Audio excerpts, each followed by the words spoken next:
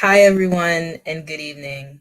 Thank you so much for joining us, those of you who can, from YouTube and other platforms, as well as directly on StreamYard, for this talkback and Q&A with Ellie Foumbi, moderated by Alece Oxendine.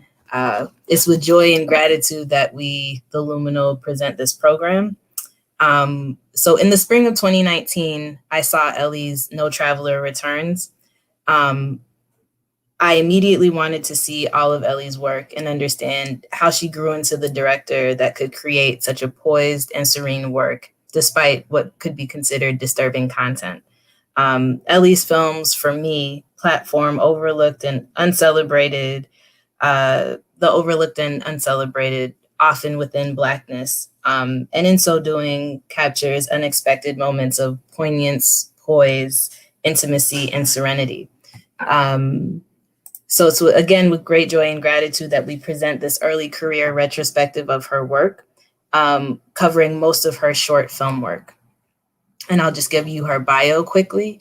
Ellie Foumbi is an actor, writer, and director from Cameroon. She holds an MFA from Columbia University's School of the Arts in Directing. Ellie made her TV directorial debut on BET's Tales.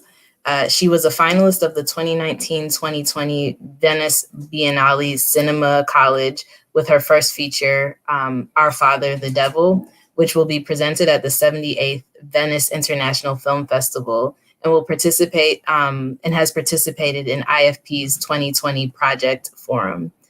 In this new film, a reserved African refugee's quiet existence in a sleepy mountain town in the south of France is upended by the arrival of a charismatic Catholic priest whom she recognizes from her past. She's also a member of the Screen Actors Guild and the Directors Guild of America. We're further pleased to have Alece Oxendine moderate tonight's talkback. And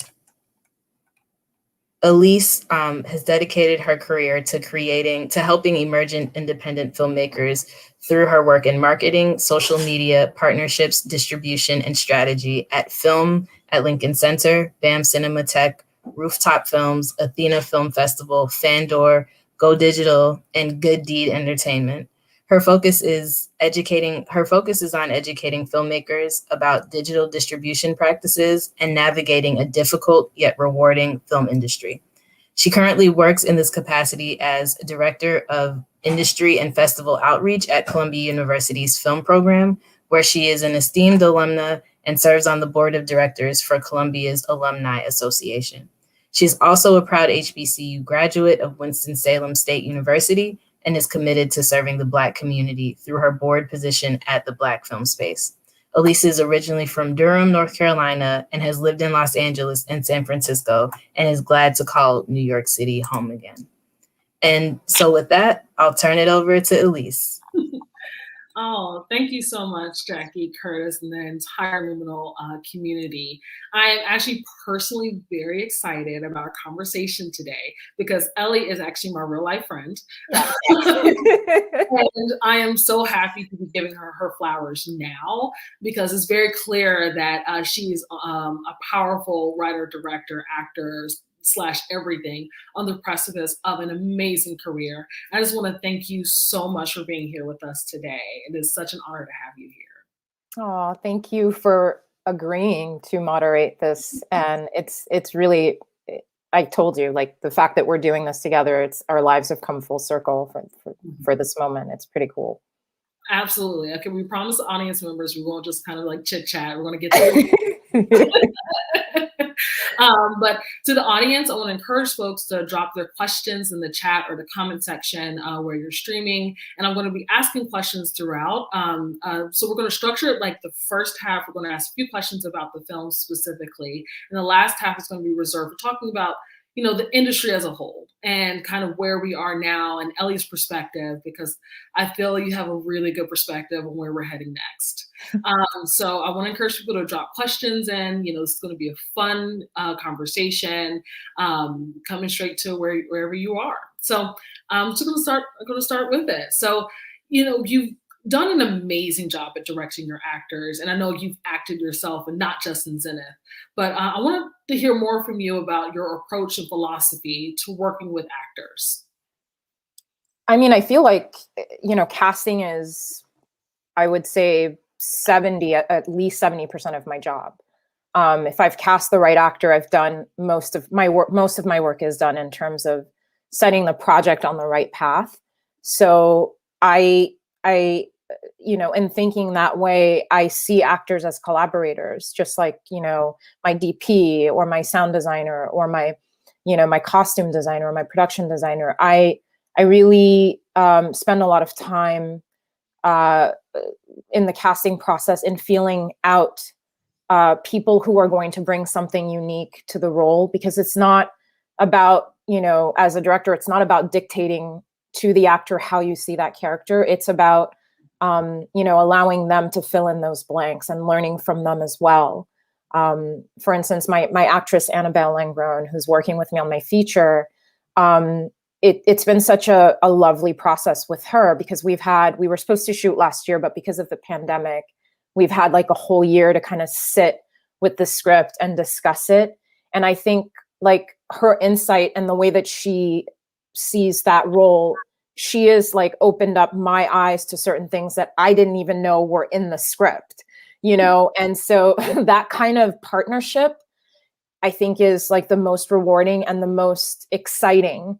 So I'm always looking for actors that can bring that kind of commitment to the work, and also to be open to those ideas that they bring to the table, because it really is, it should be, I think, a collaboration, and that's what yields the best work.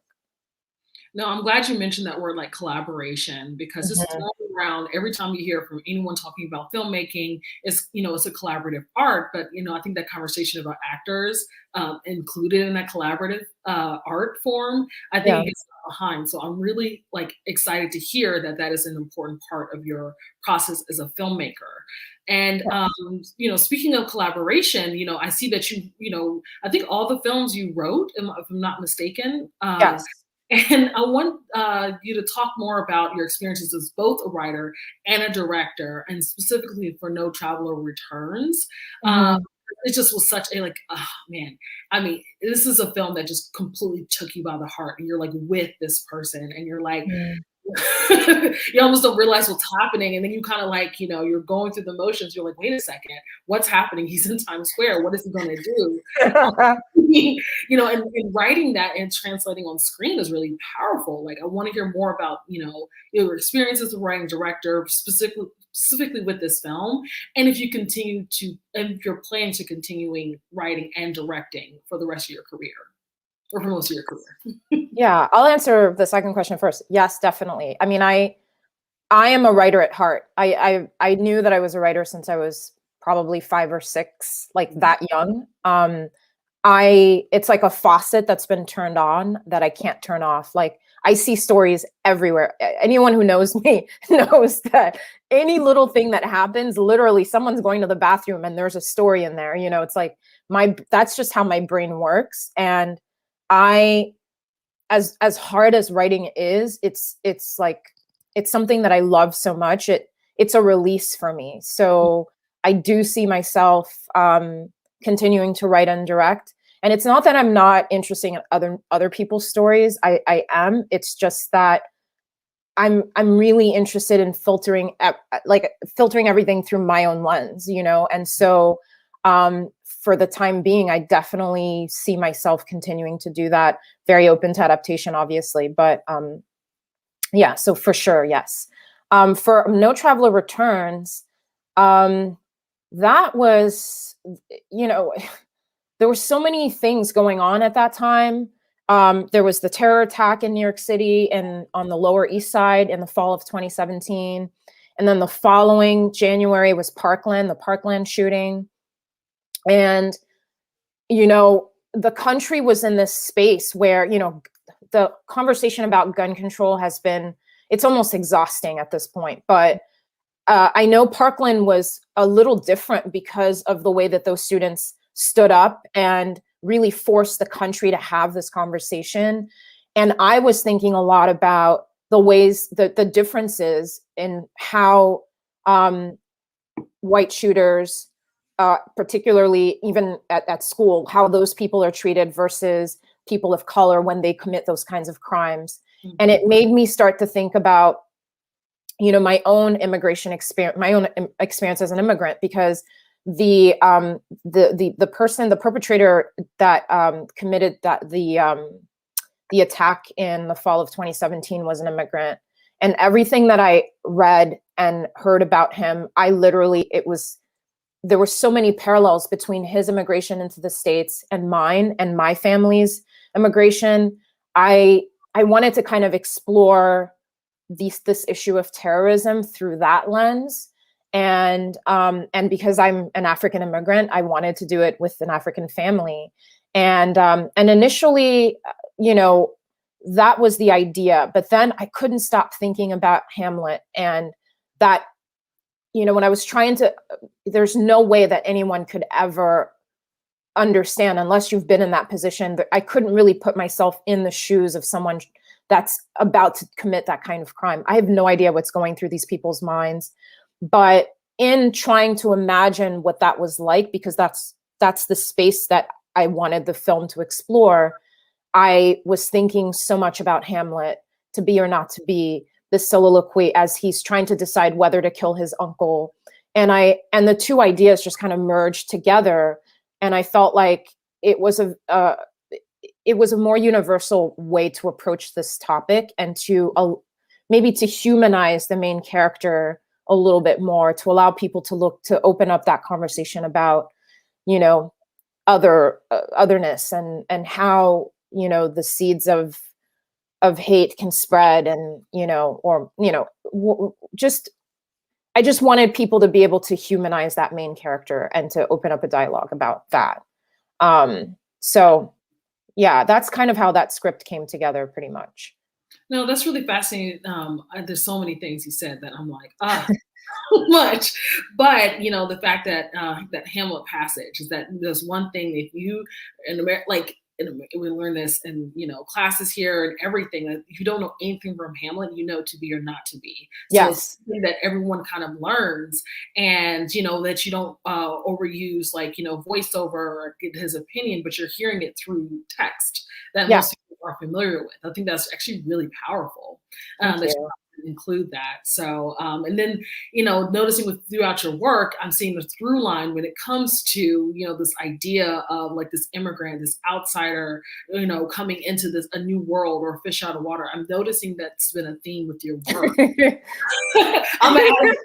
It's like, do you want to continue on this theme? And like, what are some other themes you want to kind of develop into your work, maybe through a future project, acting one of these? I want to hear more about like the certain themes that you want to portray in your work.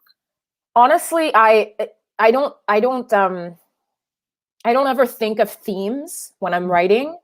I think the reason this reoccurs is because it's been the thing that I've struggled with for a long time as an immigrant. You know, I moved to the States when I was young, and I didn't speak any English.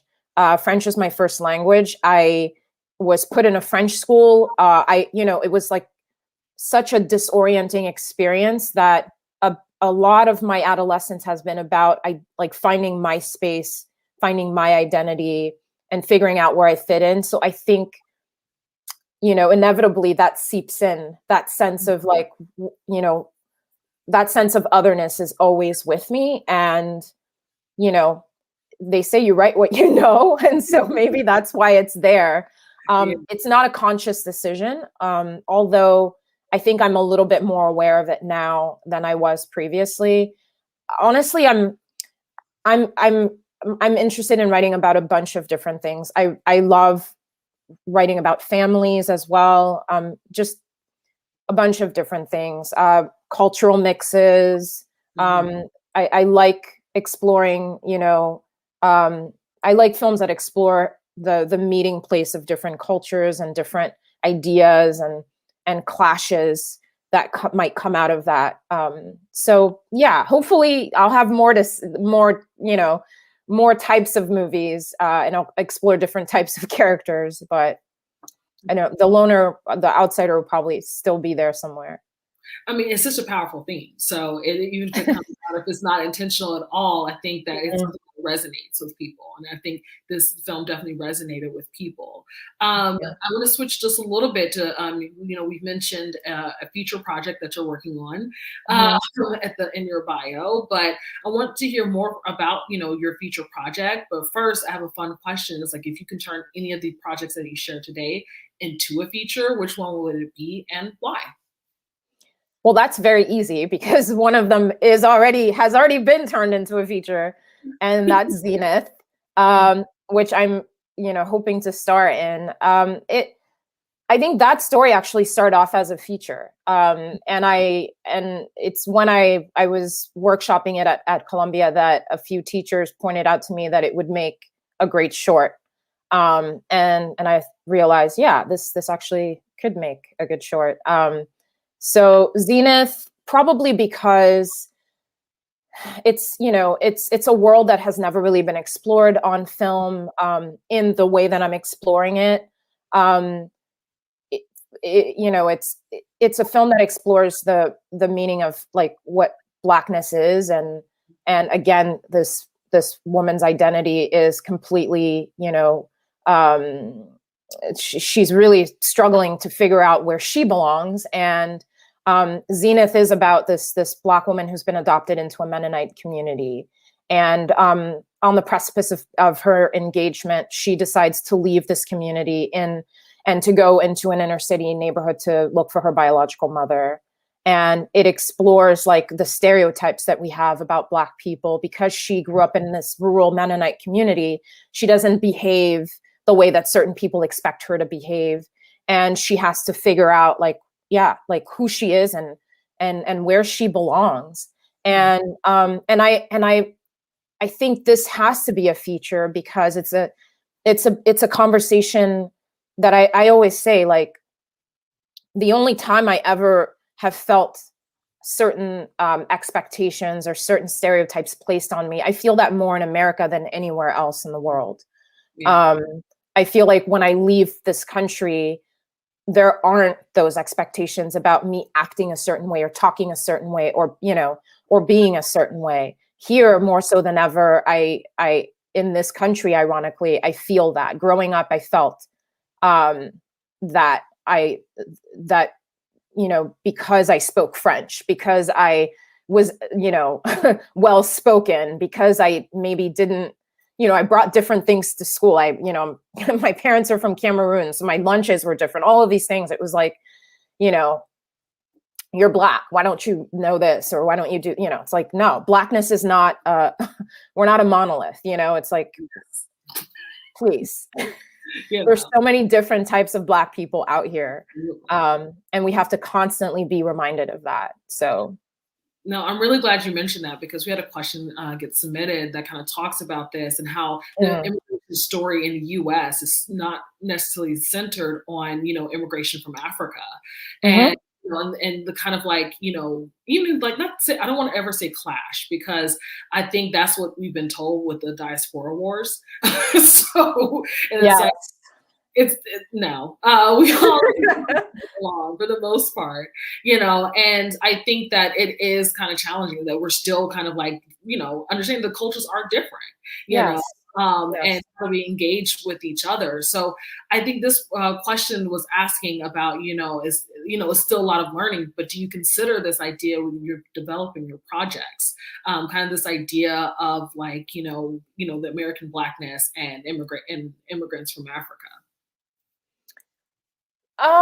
Yes, I do. And it's something that, I wasn't so aware of growing up, but as an adult, I have noticed this tension, which I don't really know why the tension is there. It's so bizarre to me. But I have noticed differences and I have noticed this tension, and it makes me sad. But I think there's a lot to explore and discuss.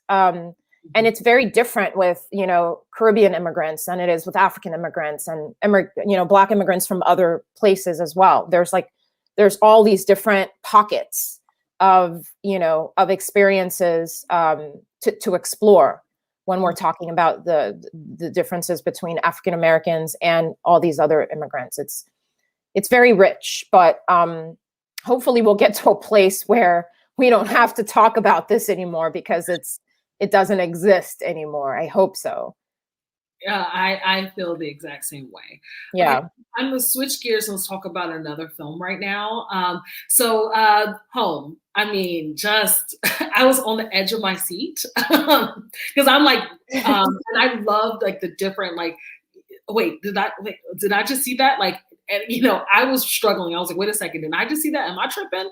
I love the way you built the suspense, and I love the actors that were in it, and it just was such like a good, just a good piece. You ever just see something you're just like, good. I want to hear more about like working with like Netflix. This is a new initiative. I have heard find that Netflix does want to be more supportive of short form content, and this is living on the YouTube page. And I just really thought this initiative was very interesting. Can you talk about whatever, to the extent of what you can talk about, of course, talk about the creation of Home and like working with Netflix, putting it on YouTube. Like, of course, people are like, well, I should go to festivals, but talk a little bit more about Home. It was the hardest short I've ever made. But it's also I can't, all my shorts have a special place in my heart, but this one was really, was very rewarding for a lot of different reasons. Yes, it is a new initiative. It's a partnership between Netflix and Film Independent, and they are wanting to support underrepresented filmmakers. And I think it was really sparked by the tragic events of last year, George Floyd's death, and them wanting to really create, to support filmmakers, to support stories that really spoke to the moment that we were living in last year. Because it wasn't even just George Floyd, it was the pandemic, it was all of these other horrific murders that happened, sadly. And so for me, I'm, when I got the email about this, I immediately am always thinking about how to tell a universal story. So again, the family unit, and I struggled with this a little bit. But my producer, Roy Clovis, I will continue to give him credit because it was really a collaboration between us at the beginning, when I was kind of struggling to figure out what should this film be about. And he talked about, he shared the story with me about getting lost in a neighborhood upstate and finding himself in a neighborhood that was completely lined with American flags, and he was completely terrified. And that really stuck with me because it started to make me think about the symbolism of the flag and how it's changed over the years. I remember, when we first immigrated to the US, like the American flag was like this thing that we all looked up to, and that not to say I don't look up to it anymore. Please, nobody don't skewer me alive. I still look up to the flag. Okay. But I'm saying it was the as an immigrant, or at least from the rest of the world, America was this beacon of light, it was this beacon of opportunities. And to see how, to go from that to like January 6th, the Capitol, the assault on the Capitol, where we literally saw people being like police officers being beaten with flags, with, Trump flags and all of that stuff. It's shifted, and it's not even that it's shifted. I think it's that we're constantly reminded that there's different Americas for different people. Yeah. Black people, unfortunately, have still not been afforded the rights, the respect, that they deserve. And this experience of home, and I started thinking about home and what it means to live in a country, to live in a place where you don't feel safe, where you feel othered, where you feel like you're constantly having to justify even being there, even when it's, where you were born and raised and everything, and it's all you know. And so I think that going from that story that Roy told me about being terrified in this neighborhood, to really thinking about, well, what does home mean, and how do we process this trauma? Yeah. I think that's really where the story came from, and wanting to explore it. Because I think, like, one of the things that was interesting to me as well is the generational gap. Like, my parents, you know, they have a very different, I mean, I think we all kind of feel the same way, but they have a very different way of dealing with racism than my generation, or than even Gen Z. You know, like, our parents, they didn't have the outlets that we have now. Like, they learned to swallow a lot of things. They might have been marching and protesting, but I think that the way, especially immigrant parents, you know, because already you're scared, you're not in your own country. So you're trying to navigate these spaces in a slightly different way. And so I kind of wanted to explore this generational gap, and also this generational trauma, because it's passed on from generation to generation, and how this father and son relationship evolves through the opening up this discussion about you know, what Jonah sees and how he deals with it. And of course, you know, being an avid horror film fan, and I love genre films, I love horror thrillers. That's like the thing that I my brain goes there usually. So I wanted to try and make it, you know, try and tell the story in a slightly different way and engage people in a slightly different way. You know, so, but to speak more, you know, to answer your question about the process of working with Netflix, it was really lovely, honestly. Like, it was, I think what was great about it is that they were trying to give us a sense of what it's like to get, to go through the process of working with them. And they gave us a lot of freedom in terms of the content that we wanted to make. I was, you know, I didn't know that they would, I wasn't sure that they would pick my movie, but you know what I mean? I thought they'd push back on certain things, and they'd give me all kinds of crazy notes on my script, and they didn't. They were really supportive of the story that I wanted to tell, and really gave us the space to figure out how to get these made, because it was also my first time shooting during COVID. So we all of us had different hurdles. I know most of the other filmmakers are, you know, based in California, so things are a little bit crazier out there than they are in New York. But once we finished principal photography, we basically got notes. I got notes from Netflix on various cuts, and I thought their notes were really smart and helpful and not too invasive, you know, which I was kind of worried about. I didn't know what to expect, to be honest. But the notes were really, really, really, you know, succinct, and I thought made the film better. And then the delivery process was quite extensive, to say the least. That was a wake up. It was like really shocking, even for a short film. You're like, okay, there it is. Yeah, exactly. That was the shoe that dropped. I'm not even going to get into all that. That's a whole conversation in of itself. But yeah, I mean, honestly, I've had, you know, all my other shorts went through the festival route, and festivals are great, but ultimately you want people to see it. And I think being given the opportunity to have the film live on Netflix's Netflix Film Club's YouTube platform, for me, was a lot more exciting, because I think particularly all of our films are touching on things that are important, they're opening up important conversations.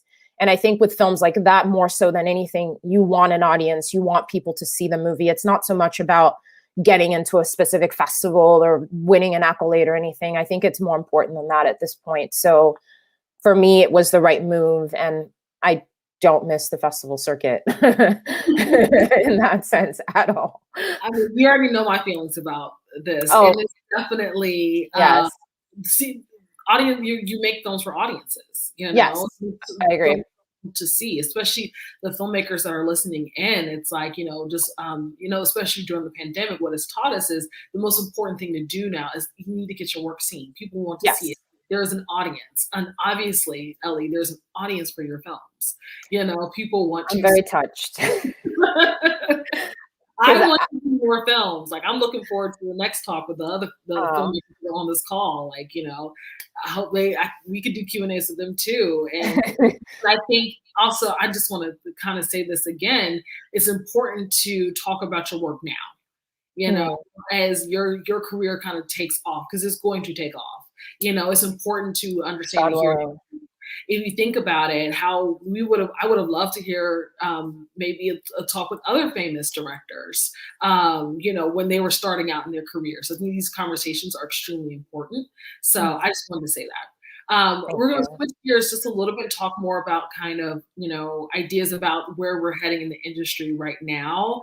And I want to still encourage people to share their questions and everything. So I want to ask 2 questions, and then if there's anybody else wants to come in. I have plenty of questions. I'll tell y'all. I was teasing with Ellie. I was like, we can talk all night. So yes, we won't do that today. But I thought this question came in that was really interesting, and I wanted to draw it to one of your films. Is talk about your experience as an actor. Did it inform your writing process, and how did you gain the skills necessary to bring your own projects into fruition? And I immediately thought of, was it The Last Day in Paradise? And that film kind of meta. Yes. So, I want to hear more about your experience as an actor. Did it inform your writing process?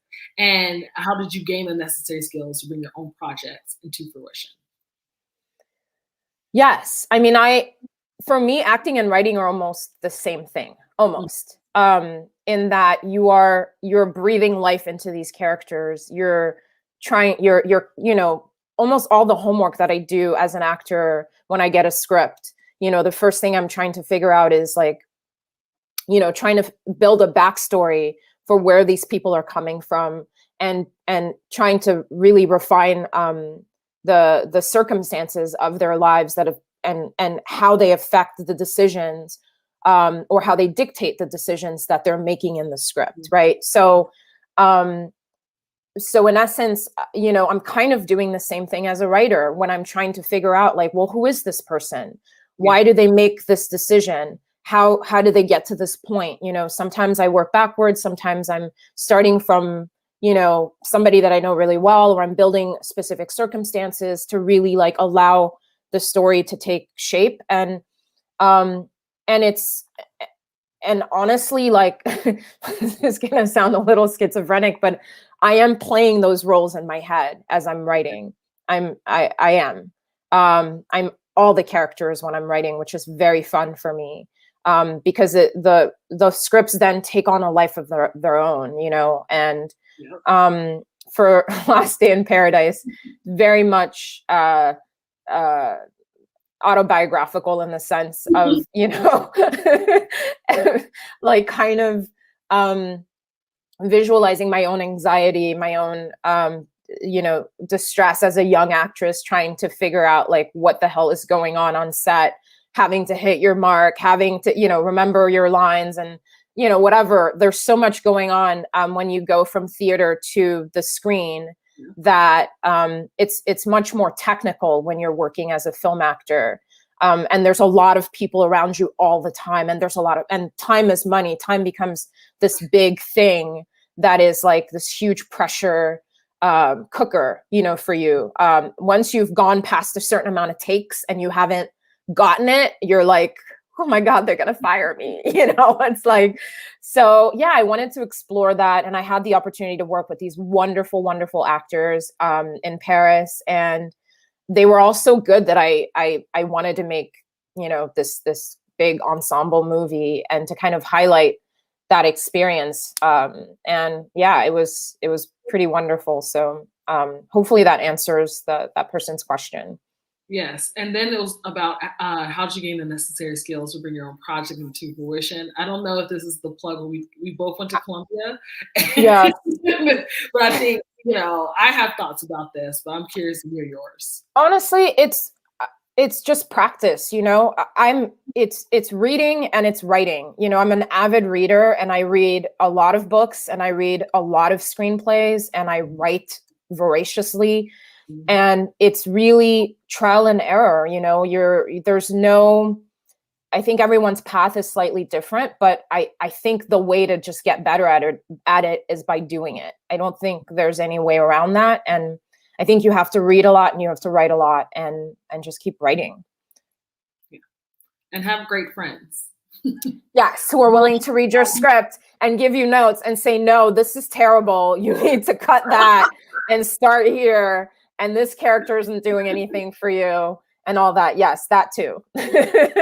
Unfortunately, that's the hard part of it. It's like, you know, Yeah. honest people, you know, from the stage to screen to COVID. So I want to hear more about, you know, your time making a film during a pandemic. Oh my God. I can't even imagine how difficult it must have been. Yeah. But I know that people are probably very curious about what was it like, you know, shooting and keeping social distance with actors in a very close environment. You know, we want to hear what it was like. Very nerve-wracking. And for me, it was a blessing to be able to do that because I hadn't shot anything since like 2019. So I felt like I needed a little bit of a warm-up before my feature. And this was great also in terms of, yeah, kind of just seeing the lay of the land. Like, what is this whole COVID production going to look like? It's stressful because you're testing every couple of days. You're testing your actors, and it was a SAG film, so we're testing the actors every 3 days or whatever it is. And you know, you're constantly like, I hope nobody tests positive. So that's the first stress of it, right? Because then otherwise you're shutting down. The social distancing of it was also really hard. You know, filmmaking is inherently such a social. We're like a community, we're family, you know, on set, you're a family. And me personally, like I'm a very, I want to say this without sounding like, not like, I'm very affectionate in terms of like, like with my crew and everything, like you know, it's like, it's weird not being able to like, even hug people when you see them in the morning, or it's weird not being able to, having to keep your distance or not being able to touch people, having to eat in separate like areas. Like, I don't know, like I didn't expect that to hit me as much as it did, but everything just felt a little off. And I think maybe the first day was a little more challenging. I got used to it after a couple of days, but, yeah, I mean, we all desperately were like, damn, this is rough. And also you're moving a lot slower because of that too. You know, you've got to clear the space and let the sound or let the gaffer come in and to do whatever they need to do. And because we're not trying to all be crowded in the same space, people have to leave. And it was just like, it slowed us down tremendously. And I realized that you really do need to a lot more time in the day to get through certain things. And so you're not moving as fast as you think you're going to move. That was the big lesson for us moving into the feature. And just, you know, being extra careful and having to test, it takes a certain toll, you know? Yeah. No, I can imagine that. And you kind of touched on it a little bit before, but I want to hear more about, like, you know, how has specifically the pandemic affected you as your work in the filmmaker, both good and bad. You know, and that's, you know, leading into this future project and everything. So how did the pandemic affect, good or bad, your work as a filmmaker? Nope, I'm like, for me personally, it was rough at first. I think, like most people, I didn't know what was going on. It was really hard to see the daily death count. I'm a hermit by nature. So when this was announced that everything was shutting down and we were all having to stay home, I was like, great. This is going to be like, I'm going to be able to get so much work done. I'm going to be able to write 5 scripts. No, it wasn't the case. I was really affected by everything that was happening. So I think the beginning of the pandemic was pretty hard for me. And on top of it, having to, postpone my shoot. But then I did find some sort of a place really where I could work. And I did start to be pretty creative. And I think that the Netflix project really saved me, actually. And that opportunity came to me at the right time where I needed to put my energy into something. And so I think it's been actually a very productive pandemic for me. I did the Netflix film. I participated in the project forum at the Gotham now. Just IFP is now the Gotham, for those of you who don't know. And I've been, I also am participating in this incredible, with this incredible group of people in the San Francisco. I'm so inarticulate today. I'm so sorry. I received a grant from the San Francisco Rainin Foundation, and just being able to and everything's been virtual. So I guess it's been good connecting with other people, even virtually, and talking to other filmmakers and sharing my project with them and seeing what other people are creating. So I've been able to do, participate in those kinds of things. And that's actually been really, really wonderful. And while still planning my film. So it's been a very busy last couple of months for me. And I think ultimately it's been pretty rewarding. No, that's really good to hear. Home saved you. Yes, it did. It did. No, that's right. I don't think I knew about the SF film one. I missed. Yeah. Congratulations. Thank you. No, that's really amazing to hear. It's like, the pandemic has been hard on a lot of people, and yeah. Everyone was affected in different ways. And it's good to kind of focus on. It helps them to be grateful. Yes, absolutely. Out of the pandemic, and and I'm grateful that you found your way. You found your way. That's good. So I have about 2 more questions, and I think we're going to probably wrap up. So I want to get a sense of you. We talked about this a little bit and before about the immigration story, but I kind of want to think, let's take it outside of the U.S. and think about from an international perspective. You were a finalist with the Venice College program. Can you talk more about the opportunities that you've had outside the U.S., even shooting your feature, which I believe you're shooting in France? Yes. I was let me make sure I'm not telling lies. No, you're spot on. So, and just your experience with navigating, the industry outside of the, outside of the U.S. I mean, look, I feel like you have to, French is my first language. So I think inherently, I've always thought that, I've never seen my career as, I'm just going to be in the States and I'm just going to be in America telling stories. I've always kind of thought of myself more as an international filmmaker in that sense. So, it's not that there's more opportunities or less. It's just that the opportunities are different. One thing I will say about funding in other countries, unlike here, is that there is government funding in Europe, and there's a lot of government funding in Europe, and there's a lot more support for artists there in general. So I think that, for anyone who has the ability to, do a production, a co-production in another country, I think it's a fantastic opportunity to get your film made. And I think that because of the way that that financing is structured, as a young filmmaker, you're really given the opportunity to find your voice, and not to have to cave to pressures of an investor, like you would here. And you have creative control of your project, which I think is the most important thing at the beginning of your career. We're all kind of trying to find our way. And if at the beginning you're bogged down with with having to please somebody who's given you money, or having to answer to, to them, or needing to fulfill whatever it is that they need you to fulfill in order to get the money, then I think you're already putting yourself in a precarious situation. Obviously, not everybody has that, it's not to say that it's bad. I mean, if you can get anybody to give you money, I think that's a beautiful thing. But for me, what I loved so much about potentially working in Europe was that freedom and being able to kind of stay true to my vision as a filmmaker and not having to answer to other people. And this program at the Venice Biennale College was kind of fell in my lap, like a lot of things usually do. And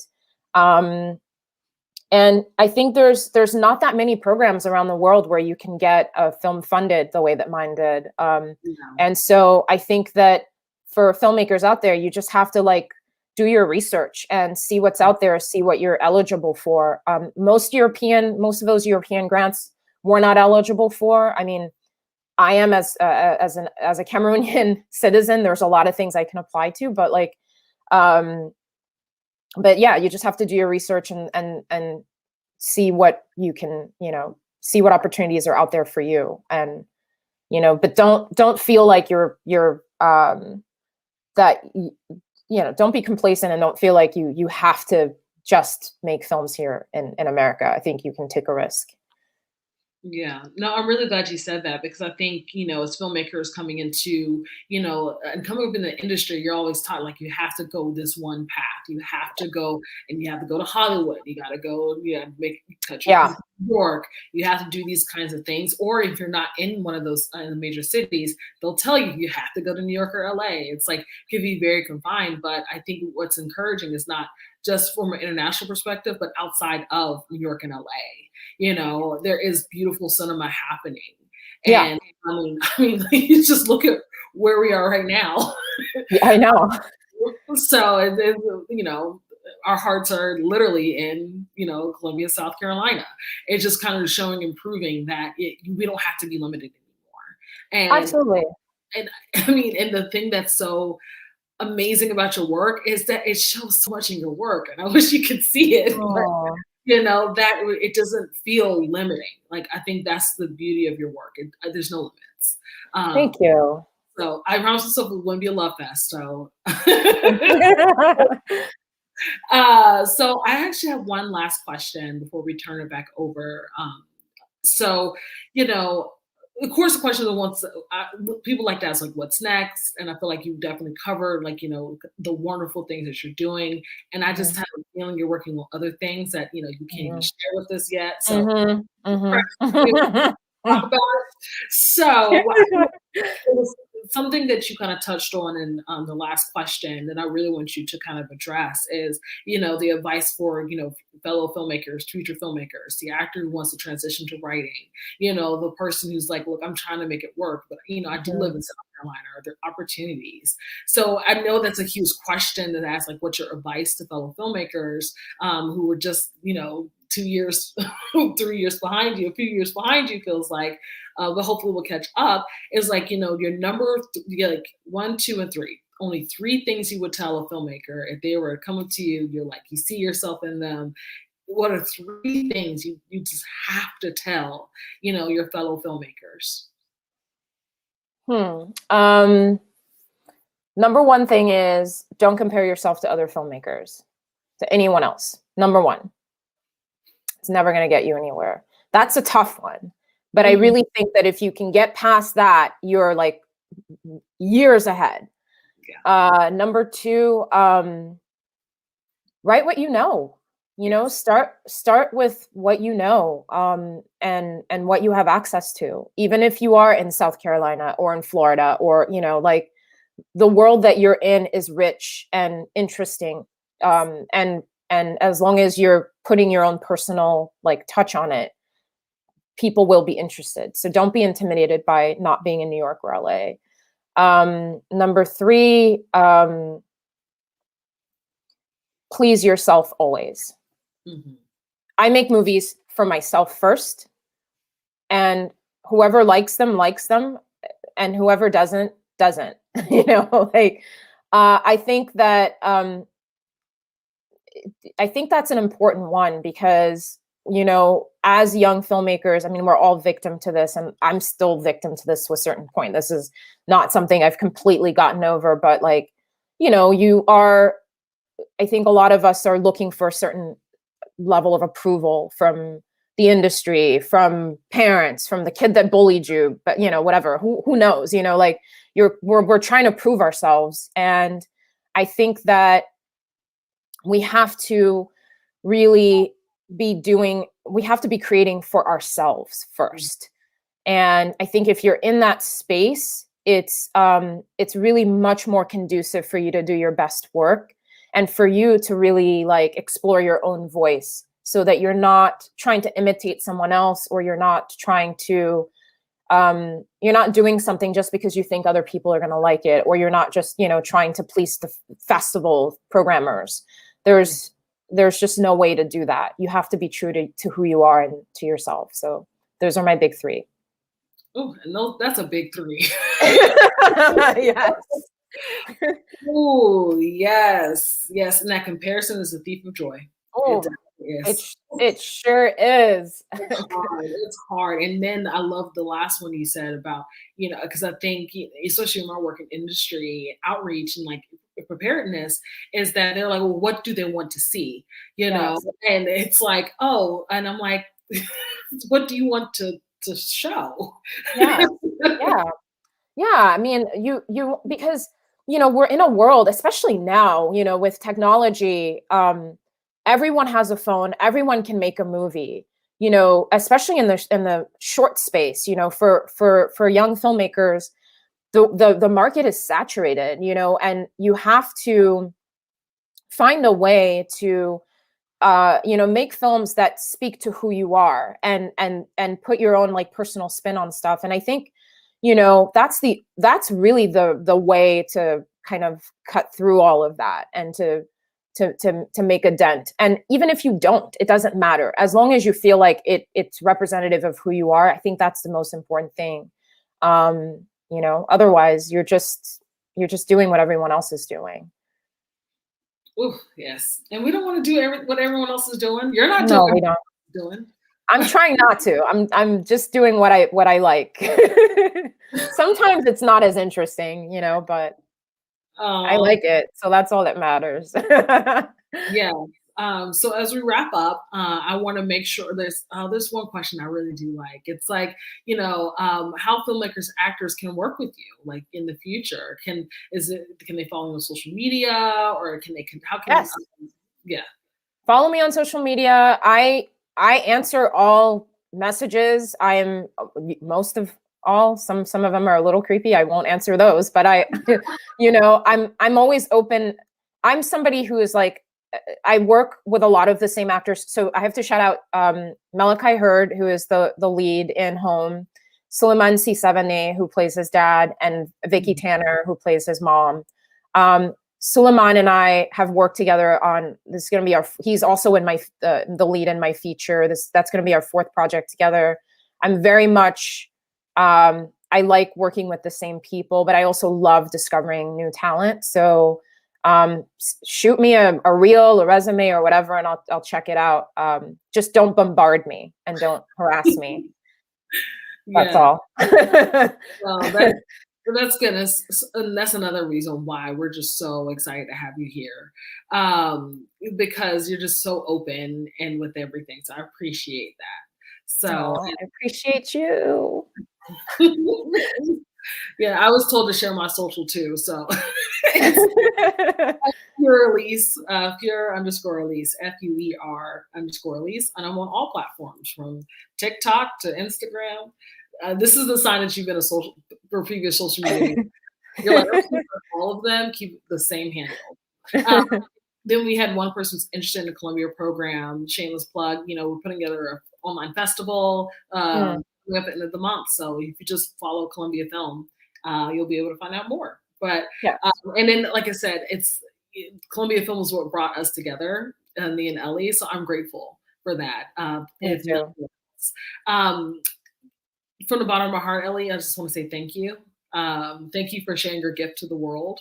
And to everyone here, you just are a light and a beacon and such an inspiration, not just to filmmakers, but to audiences and just anybody. So I just want to just thank you for your graciousness and your gracefulness with your work. So just thank you so much. And thank you for your support and your friendship, because it's meant the world to me. Of course. So now I think we're going to bring back Curtis. Hi, Curtis. And can I just say one more thing? Hey.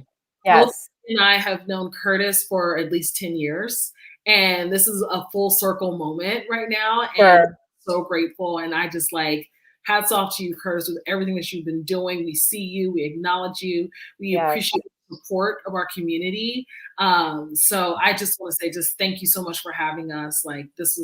This just literally made my whole year. So thank you. I echo that. And I appreciate your support. And you've always been there throughout all my shorts. I've felt your presence, and this is really an honor. Yeah. Y'all are gonna make me start tearing up. So I'm gonna say what I need to say before I do that. But to be clear, the work shows that you know this, but I'm saying it out loud for the public. I'm eternally proud of the work that you're putting out there. And this wasn't, anything nepotism based or anything. We are trying to figure out what to do with our next Fresh Black Films presentation. And Jackie, our senior programmer who introduced tonight's program, was like, we should focus on Ellie. And, really enjoyed her work that we showed before. And it was no brainer. Of course, because your work, it speaks for itself. It's fantastic. We see the growth, but all of them are just so strong. And, just look forward to showing even more of your work and showing your feature when it comes out and everything. Yes, that's going to be great. Oh no, absolutely. It's another no brainer, so I don't even have to see it. I already know it's going to be dope. But thank you. Sorry? I was going to say, from your lips to God's ears. No doubt. Yeah, but I didn't know the gentleman who was at home was going to be one of your leads, so that's really cool too to know. And I did check out the young lady who's going to be the female lead, the main lead, right, in your film. So I'm so looking forward, just based on what I've seen from them already, and I have seen him before too. So yeah, it's going to be great. Just want to let everybody know that they can still watch Ellie's films. They'll be available on our platform until this Saturday, April 3rd, until 11:59 p.m. So check them out. You will love them. As you see, the Love Fest we had tonight, it's not from nowhere. It's based on these films just being fantastic and Ellie just being a wonderful filmmaker. Alece, thank you immensely. It made total sense for you to do this too.